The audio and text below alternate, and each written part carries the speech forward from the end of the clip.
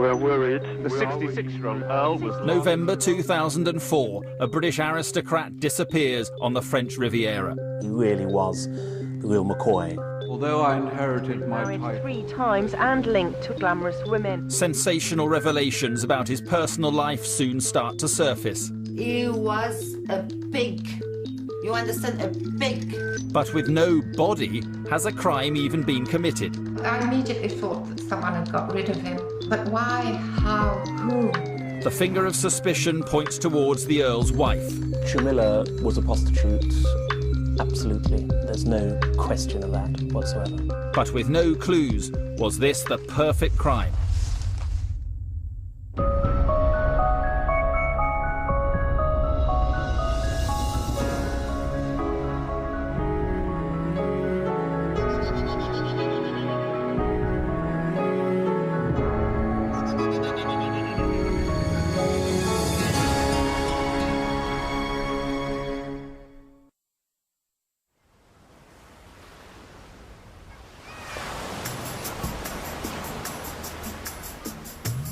Cannes on the French Riviera, one of the world's most glamorous resorts. Its sunny climate and exotic reputation have made it a magnet for the rich and famous. Many choose to live here, among them Anthony Ashley Cooper, the 10th Earl of Shaftesbury and head of one of Britain's aristocratic families. In 2002, he moved here with his third wife, Jamila. They lived here in a luxury apartment in the exclusive California district. But they were an unusual couple.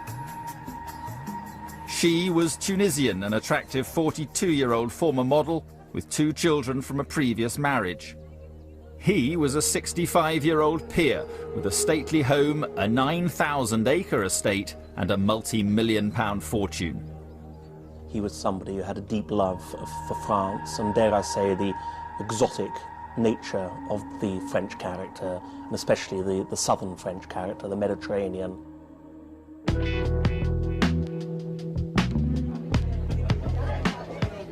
But the Earl also had exotic and colourful habits. He frequented lap dancing clubs and hostess bars, enjoying the company of prostitutes and strippers. After 18 months, the marriage collapsed. In April 2004, he moved out of the marital home and lived in various apartments and hotels. A favourite was the Noga Hilton, an exclusive hotel on the famous Croisette, overlooking the Mediterranean.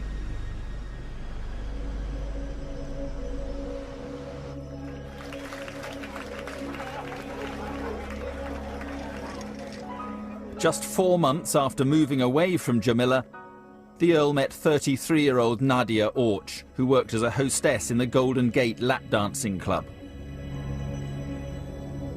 The Earl talked to her about his unhappy marriage.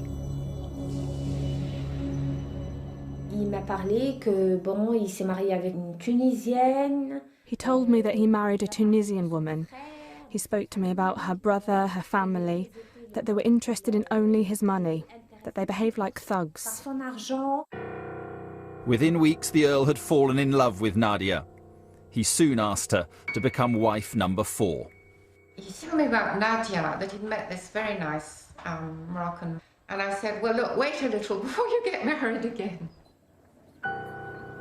But before he could marry again, the Earl had to divorce Jamila. He arranged to meet her at their flat in La Californie to discuss a settlement. It was Friday, November the 5th, 2 years to the day since they married. On that morning, the Earl was in the bar at his hotel drinking. In less than an hour, he had 6 gins and a vodka. Then, at midday, he set off to meet Jamila. But he never returned. It was as if the Earl had just disappeared. After a few days without contact, Nadia grew concerned.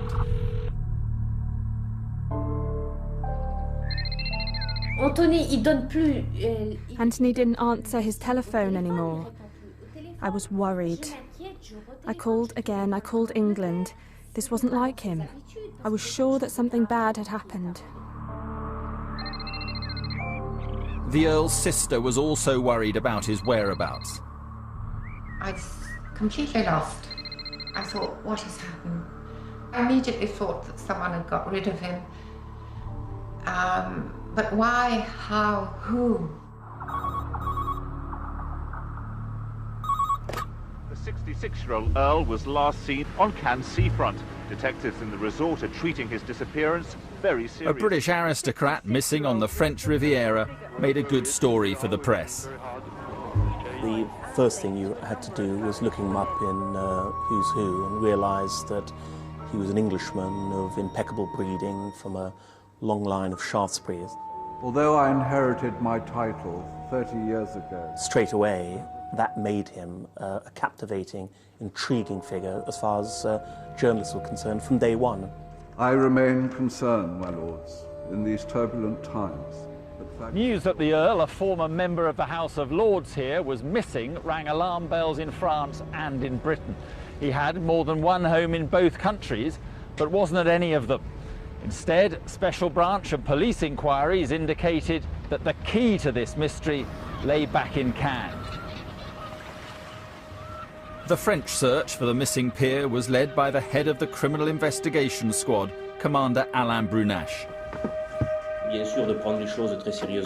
We took the case very seriously. There are a number of possible explanations for his disappearance.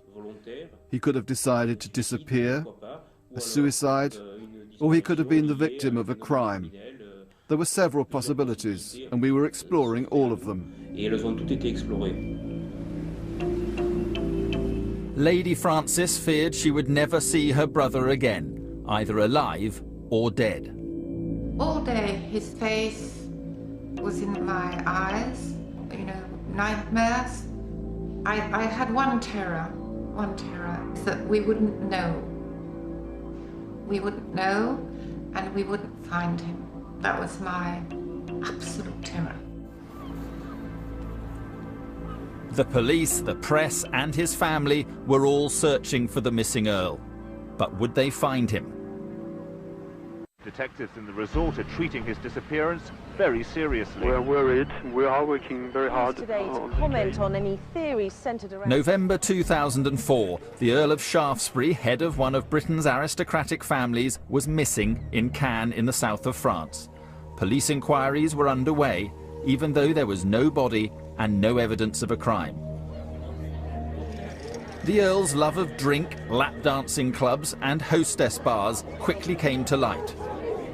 Very soon we picked up that he had been spending rather too much time in the kind of bars full of escort girls and prostitutes.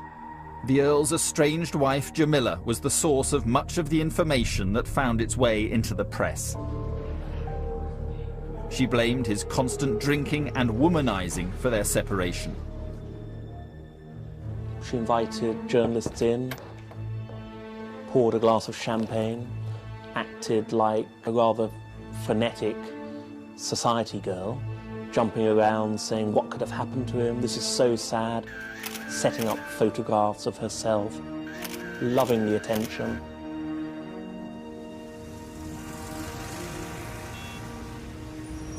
Born in 1938, the Earl was descended from a line of remarkable aristocrats. Perhaps the most striking symbol of the Shaftesbury dynasty is to be found here in Piccadilly Circus. This statue commemorates the 7th Earl, one of the great Victorian reformers. And when the statue of Eros was first erected, it was pointed directly at the Shaftesbury country estate in Wimborne St Giles in Dorset.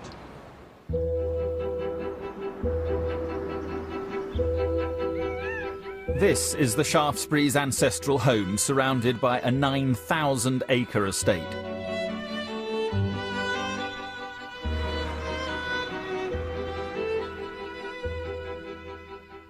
Anthony Ashley Cooper spent much of his childhood here. When he was 9, his father died. His mother then returned to live in her native France with his younger sister. But Anthony stayed behind at an English boarding school. He spent his holidays here with his elderly grandparents or with his mother in France. He was lonely, a lonely childhood. And I think he was somebody who needed affection, needed other people. He suffered a lot not having a father and not remembering his father. My mother adored him. I, of course, loved him. I loved my brother. But that wasn't enough. That wasn't enough.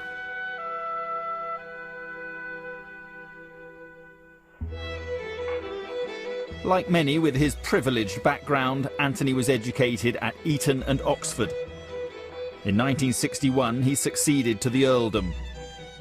At the age of 23, he became a multi-millionaire and a popular society figure. I think he suddenly realized people were going to like him because of his position, because of his money, because of his status. Who were the real friends? Who was going to love him for himself and not what he represented? 5 years later, the young Earl married. His first wife, like the ones who followed, was foreign. She was not an obvious choice for a rich British aristocrat. He married a very, very warm-hearted, nice lady called Bianca de Paulis. She was older than him, so he needed a sort of figure, mothering figure, I suppose. But the marriage ended after 10 years. They had been unable to have children. Almost immediately, the Earl married again, this time to Christina Casella from Sweden. That was very happy times. And, well, then that also broke up, but I have no idea why. I don't know. The Earl now had 2 sons who could carry on the family name. But when this marriage ended after 22 years, his life changed in more ways than one. Royal assent ends the hereditary We are peers' simply saying, my lords, that what may have been... I apologise to their lordship's house for this dramatic last-minute maiden speech. A parliamentary reform that same year, 1999, removed the right of many hereditary peers, including the Earl of Shaftesbury, to sit in the House of Lords. Although I inherited my title 30 years ago, my heart has not entirely been in the thrust and cut of politics. While he didn't attend regularly, the Earl set great store by his ancestral right to sit in the House. In fact, building a society the Shaftesbury way is not a matter of imprisoning a presumed evil spirit of mankind. The House of Lords was like a family. And even the staff, the doorkeepers, the people who were here, they were like family. The whole thing was, so it was like being excluded from a family. That upset, I'm sure it upset Lord Shaftesbury, and he was only an occasional attender. It has been my privilege to be able to speak in your lordship's house. May I warmly congratulate the noble Earl. We very much regret that this will be his last contribution. The Earl took the loss badly. But it was nothing compared to the blow that fell in August that year. After a long illness, his mother died at her home in Versailles. He was sort of disoriented, periods of happiness, periods of depression, and this sent him into deep depression. The Earl handed the estate over to his sons, left Wimborne St Giles, and went to live in France. He bought an apartment near to where his mother had lived, filling it with her furniture. It got me a bit worried, because he was trying to keep the sort of atmosphere that he'd known around her. I suppose we all do that when we mourn. But he resented it sort of more deeply than I did, I think, because of this affection that he hadn't probably had as a child. I don't know. It's difficult, to know exactly how people feel.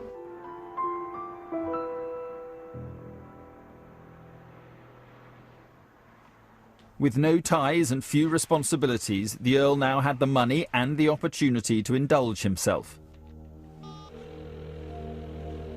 Aged 61, he embarked on an extraordinary spree of drink and sex. Catherine Gertler ran an exclusive escort agency from her home in Geneva.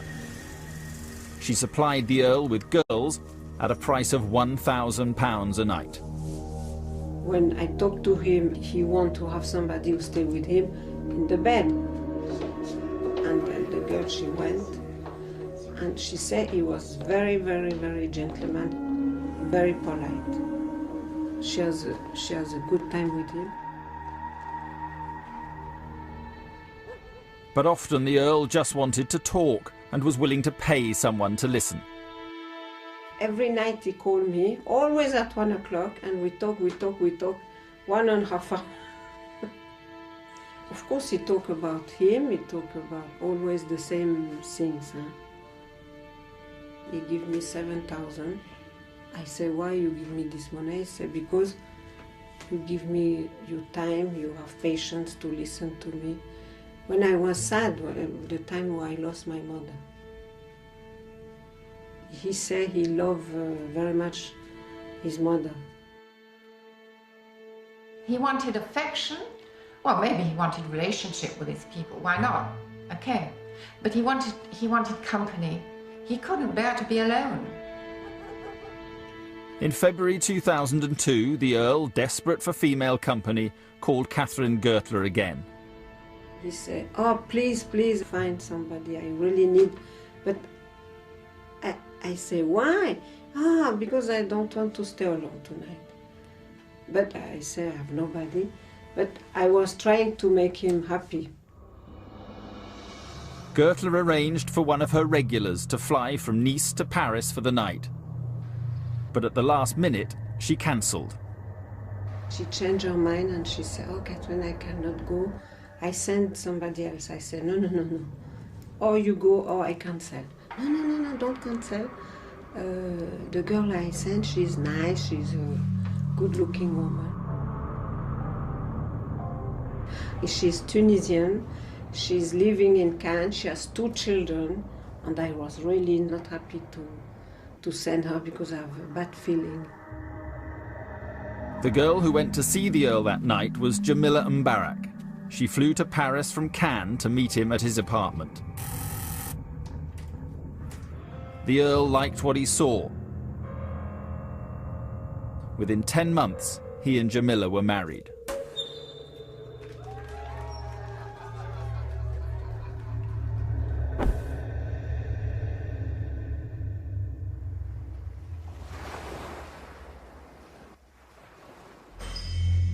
Now, 2 years later, the Earl was missing, and Jamila was a suspect in the inquiry. They wouldn't have just looked at her as a wallflower, a decent woman who just married the Earl in ordinary circumstances. They would have known from day one that it was an unusual marriage. Jamila was the last person to see her husband alive. The couple had arranged to meet to discuss a divorce settlement. Detectives were intrigued by her account of the meeting. She told them he had turned up drunk, wearing filthy clothes. She claimed to be so appalled by his condition, she sent him away. She said she never saw him again.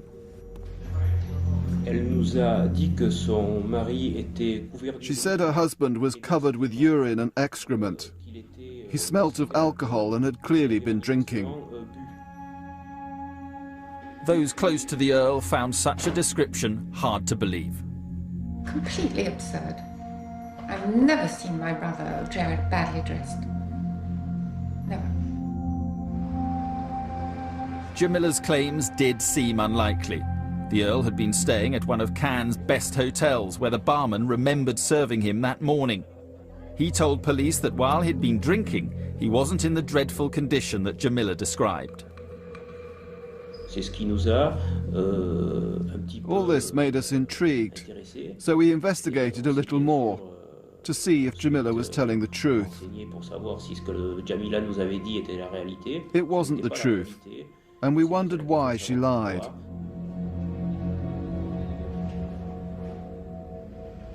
Police interviewed Jamila again.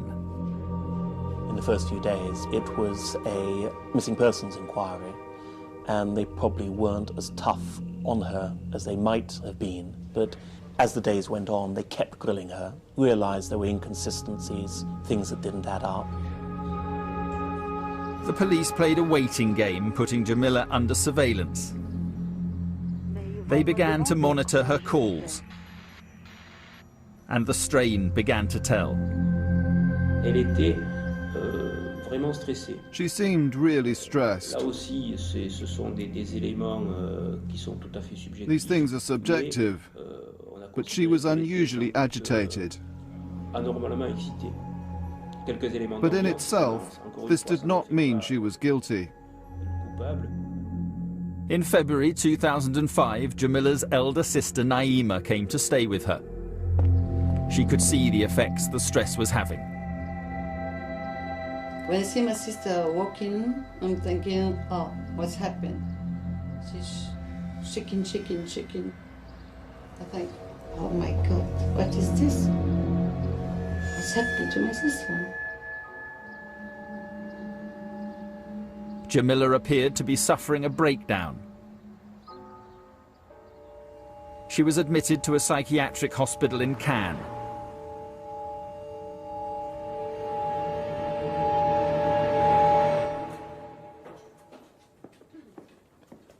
Then, using Jamila's mobile, Naima contacted her lawyer. She told him that Jamila had something she needed to get off her chest. Naima says I am Jamila's sister. My sister has got something important to tell you. Do you understand? She has to speak to you. She has to see you. Est-ce que tu comprends? Tu n'as rien fait. Tu parles comme ça?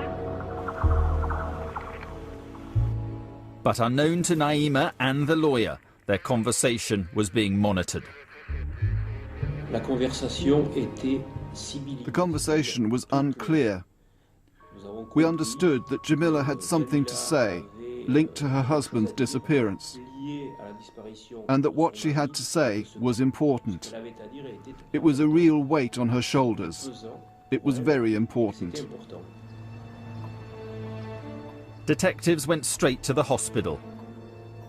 Already distraught, Jamila broke down and confessed. So she explained that the Friday morning meeting took place as she had mentioned before, and that her husband came by taxi from his hotel. But now Jamila changed her account of that meeting. She claimed that when the Earl arrived, he forced his way in. Her brother Mohammed also happened to be there. Both men had been drinking. She claimed the Earl attacked him, and there was then a struggle. At the end of this drunken fight, Mohammed strangled the Earl. But she said, it was an accident. I've never seen my brother violent. I've never seen him violent, ever. How can you strangle someone by accident? Ridiculous. Jamila claimed that Mohammed forced her to help dispose of the body. They drove through Cannes with her dead husband in the boot.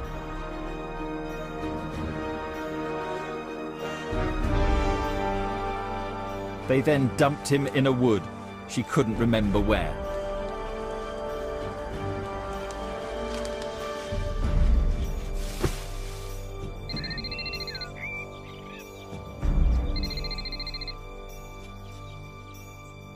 Jamila was now officially an accessory to murder.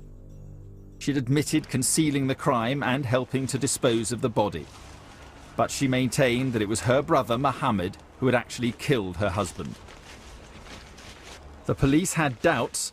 They didn't believe they'd been told the full story.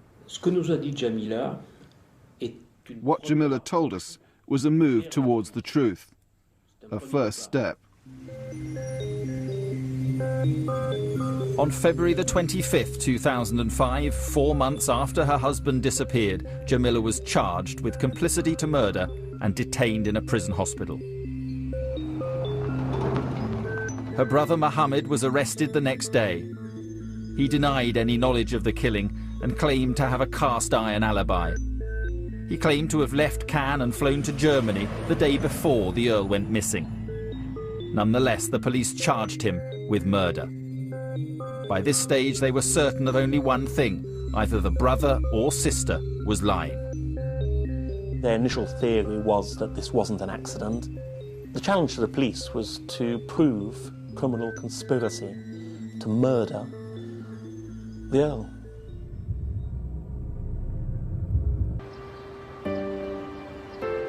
In February 2005, 4 months after her husband went missing, Jamila Shaftesbury admitted he'd been killed in a drunken brawl. She claimed her brother Mohammed had strangled him by accident. But detectives were sceptical. The police didn't buy it. Of course they didn't buy it. It was too easy an explanation, wasn't it? But why would Jamila and Mohammed kill the Earl? From the beginning, the Earl's third marriage had united two very different worlds.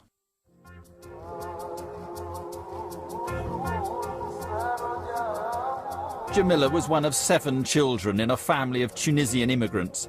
They were brought up in France and Tunisia in extreme poverty. There was no money. They had to worry about where the next meal was coming from. Big family packed into a small flat on a housing estate in northern France.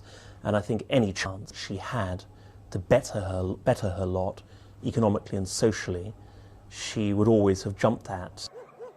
Both Jamila and her sister Naima claimed they suffered from a violent and abusive father. My father is for everyone in the family. Shit. Shit. Shit. Devil. The father smashing mother, smashing me.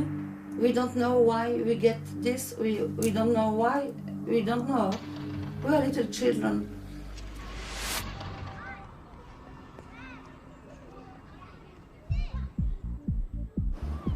Jamila was determined to better herself, using her looks and her wits to turn her life around. She made her living by working as a model and a high-class escort. She was invited to the best parties in Paris and the Riviera. She claimed to have known and had relationships with international film stars and sporting celebrities. There's no question of her being a gormless, nasty, hard prostitute, extremely polite, a rather glamorous, good-looking woman. Jamila had been married to a wealthy Dutchman, but by the time she met the Earl in 2002, she was divorced and working as a high-class escort. When the Earl fell for her and proposed marriage, it seemed that she'd landed on her feet again. But both families had their doubts about the union. I say it's too quick. You know how many people play, and she say, I don't care, I like him. He's a nice person. I thought, is he going to be happy with this woman? Maybe. I hope so. But I was a bit worried. But Jamila, my love, you are my Venus, my star. The Earl was an ardent suitor, and the couple married in Amsterdam on November the 5th, 2002. It was a quiet wedding. Anthony called sister, son, ex-wife, all the family. Nobody come.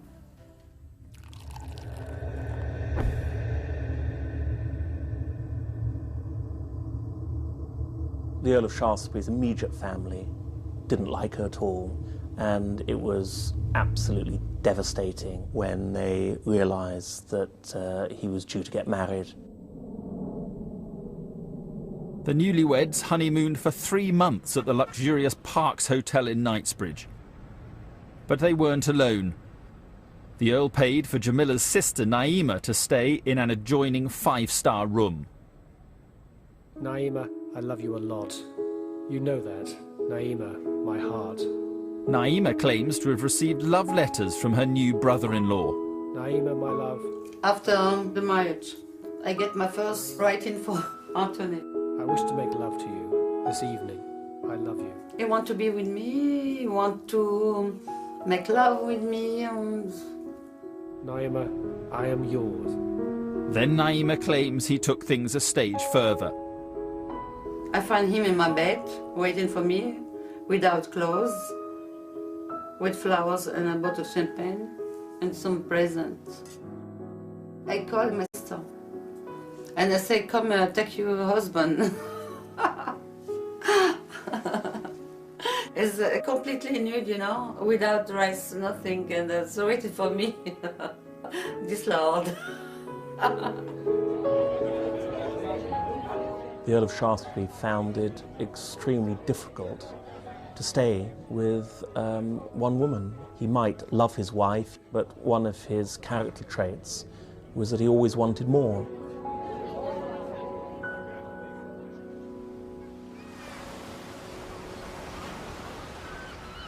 After the honeymoon, the newlyweds went to live in Cannes. The Earl gave Jamila a monthly income of €7,000.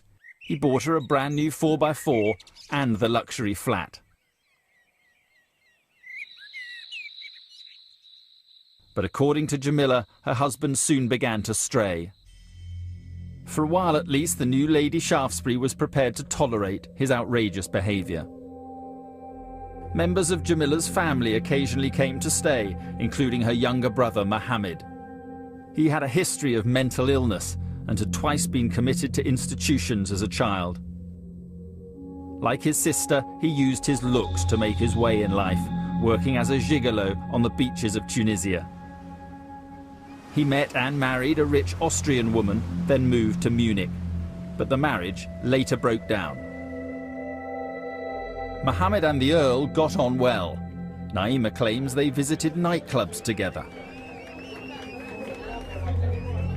My brother drive him, he was the chauffeur, he's cooking for him.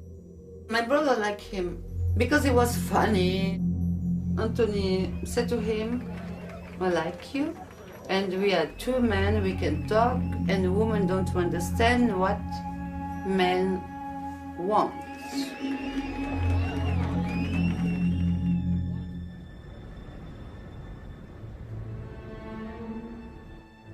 After his arrest, detectives scrutinized Mohammed's alibi. He'd claimed he was in Munich the day the Earl was murdered. He said he flew in the day before and had organized a series of meetings to prove it. But Mohammed's carefully constructed story was undone by his mobile phone records. These showed that while he was in Germany on November the 4th, he returned to France 24 hours later. Mohammed was in Cannes on the day the Earl was murdered.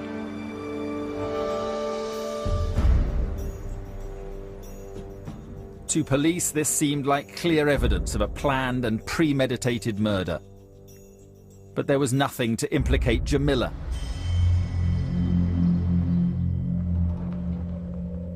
Then, on the 31st of March 2005, while on remand in Nice Prison Hospital, Jamila received a visit from her sister. Police listened in and secretly recorded their conversation.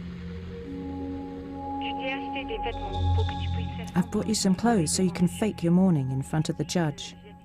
You say you loved him and you'll leave prison easily. But you have to say where the body is. You have to say it. You have to say it. Naima was clearly telling her sister to pretend to mourn for her dead husband.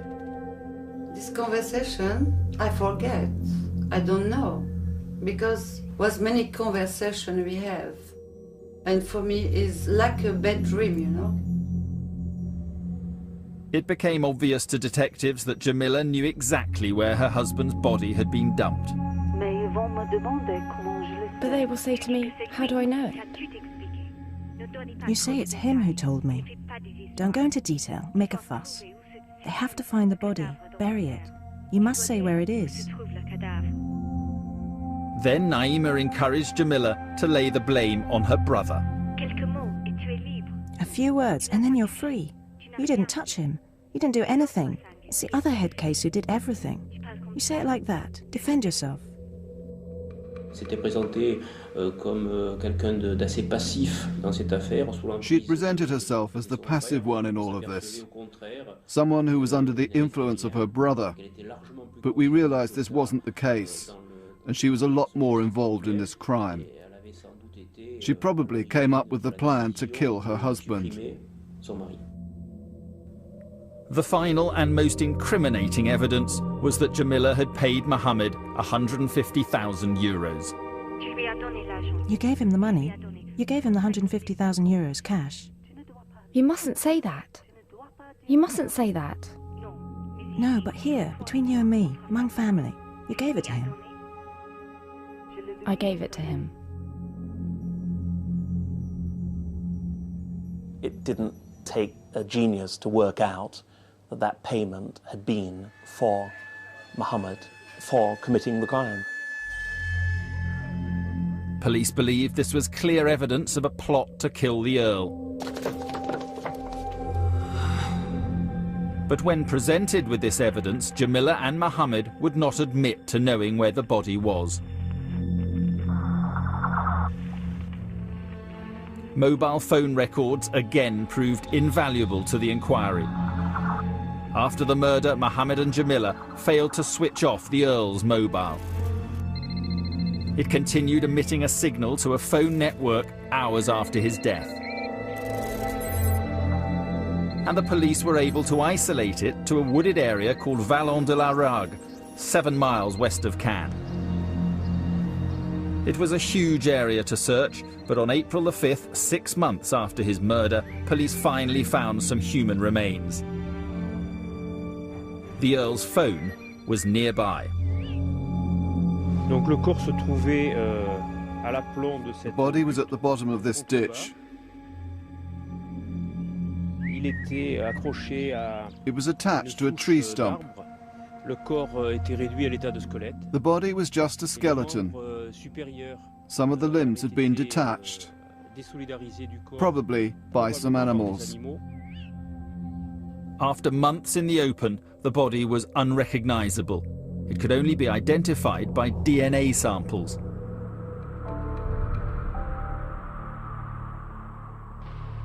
Forensic scientists were able to establish that the larynx or voice box had been fractured in 2 places, confirmation that the Earl had been strangled.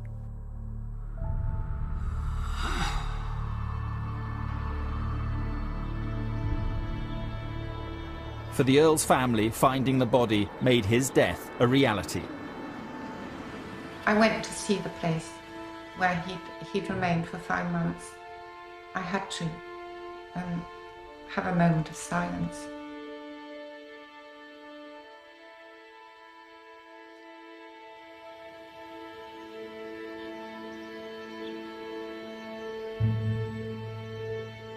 I thought it was incredible. You just throw a human being in the bottom of a ditch and you just take the car and go. Well, how do you feel about that? I don't know.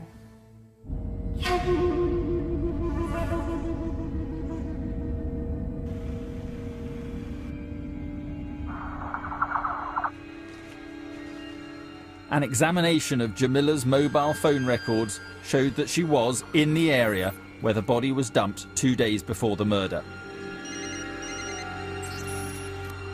She might have just been visiting the spot because she felt like it, but it was pretty clear that she'd been there and she thought this spot was a perfect place to hide a dead body. All the evidence suggested that Jamila and Mohammed had planned to kill the Earl. But would they ever confess? Murder, revenge, and sex. On trial with her brother, charged with murder. May 2007, 2.5 years after the Earl of Shaftesbury disappeared, his wife and brother-in-law went on trial for his murder at the Palais de Justice in Nice.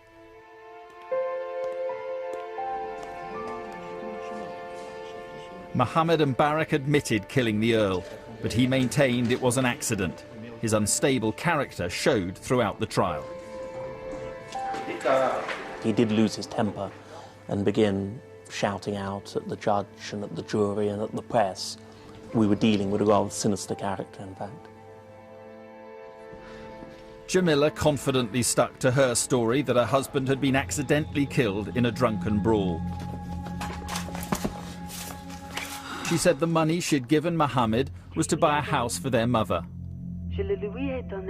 The fact that she'd visited the area where the body was found just 2 days before the murder was, she claimed, a mere coincidence. Jamila acted in court as if she was the star of the show, looked very glamorous, and acted as if she'd done nothing wrong. It was an incredible performance. But what emerged was a chilling story of a greedy, calculating woman who was prepared to kill to keep what she believed was rightfully hers. The court heard that when the Earl had first showed Jamila the family estate at Wimborne St Giles, her behaviour alarmed his family. Everybody was very worried. She was just out to grab. She pointed at the pictures, the family pictures. She wanted everything. She wanted everything. Just before the marriage, she wanted to know how much she was going to get as a widow. Shortly before they married, Jamila told the Earl that she was expecting his child. The Earl changed his will. As well as the flat in Cannes, she would inherit a windmill in the southwest of France and a fishing lake in Ireland, property worth £2 million. As she would also receive a substantial pension, the Earl's death would set her up for life. But there was no child, and her relationship with the Earl began to unravel. When he left and moved in with his new girlfriend Nadia, Jamila fought back. Jamila called non-stop to harass us. She was hysterical. This was a woman who was losing it. I think she was furiously jealous. She didn't want someone else to get what she was going to get. Naima took her sister's side against Nadia. Nadia, voleuse, twin salope. Nadia, you're a bitch. There are many ways to make a living.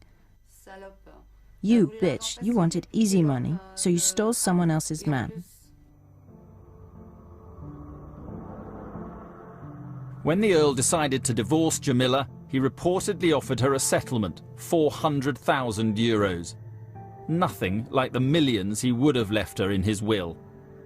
Jamila knew that her days were numbered. She feared that she would lose a lot of the property and the money she was enjoying while she was the wife of the Earl.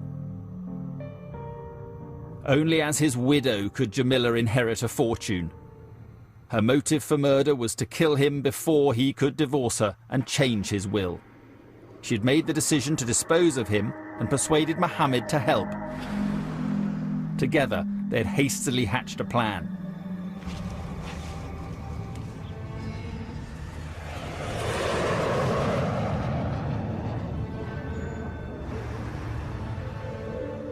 They have never said exactly how they killed him, but when the Earl arrived to see her on the morning of Friday, November the 5th, his fate was sealed.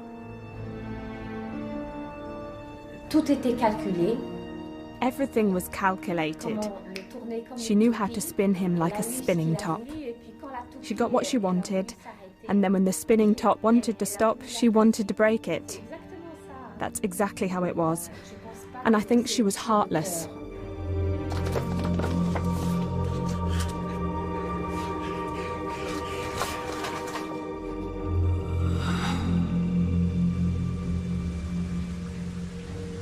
The trial was over in a week. On the 25th of May 2007, Jamila and Mohammed Mbarak were found guilty of assassination, premeditated murder. They were each sentenced to 25 years. The most compelling evidence at the trial came from Jamila herself. If she had kept her nerve, if she had not had a breakdown, and if the plot with her sister had not been recorded, the case against her would have been much harder to prove, and then she may well have got away with it.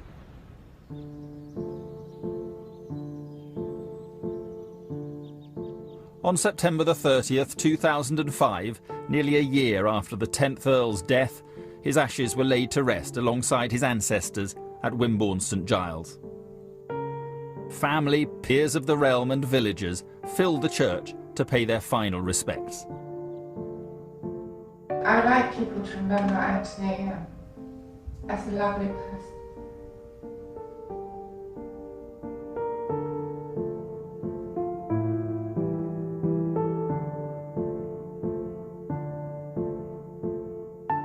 There's lots of stories about aristocrats mixing with prostitutes, mixing with gangsters or whatever. In the Earl's case, he didn't just mix with people who were trying to take advantage of him financially, but in the end, there were people who were trying to kill him. Jamila Mbarak is exercising her right under French law to appeal against her conviction. The case will be heard later this year. Mohammed Mbarak is not appealing his conviction.